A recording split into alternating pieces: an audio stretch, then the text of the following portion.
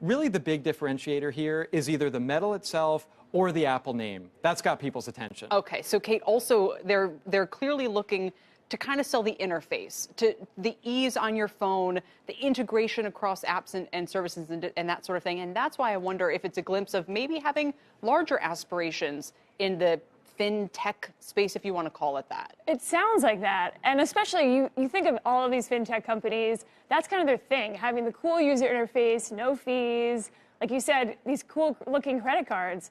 But I think that's going to be a threat to fintech, and the fact that why not go on your iPhone versus going and getting a brand new account, a brand new credit card. Right. So we'll see. I wonder too, yes, I understand this is just a credit card. And it's not as if Apple's going to become a bank tomorrow.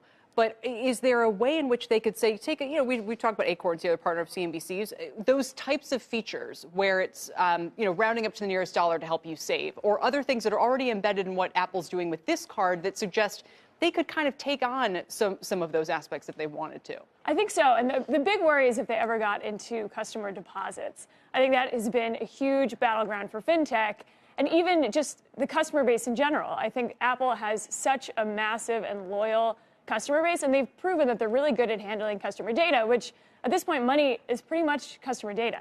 And the security aspect of this that we haven't really talked about is that they don't have a signature. There's no number on this card. So as far as keeping your information safe, if they prove that they are able to provide something where you're not really getting hacked, and when you do get hacked, if you get hacked, you're going to the Genius Bar, you're dealing with Apple instead of dealing with a bank. That's interesting, Ted. And how would that work if they, like Kate's saying, there's not a number or there's a constantly changing security code? Is this something we're likely to see others adopt? It's really blending the app with the physical card. You know what I would have done, though, to your point about fintech, what I would have done if I were Apple is go all in on one of these categories. Have something truly differentiated in fintech. Take on Mint, for instance, or have a mega sign-up bonus, or really amazing ongoing rewards, or some incredible 0% offer. They did kind of a series of half measures. They have enough cash on their balance sheet.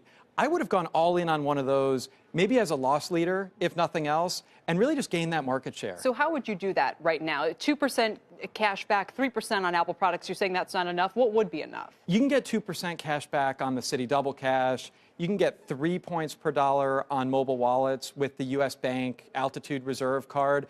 I think something like 3% cash back on everything would have gotten a lot of attention, or some big sign-up bonus, maybe worth $1,000 or more.